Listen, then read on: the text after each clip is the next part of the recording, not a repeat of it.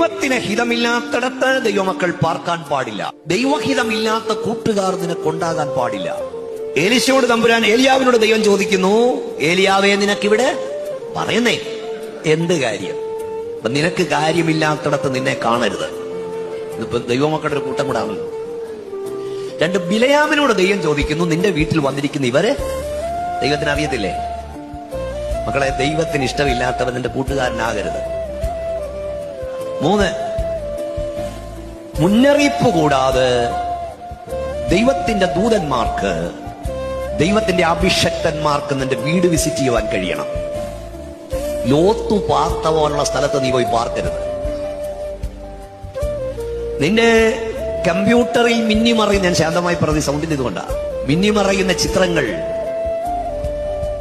നിന്റെ മൊബൈലിൽ വരുന്ന മെസ്സേജുകൾ ആരും കാണുന്നില്ലെങ്കിലും കാണുന്നൊരു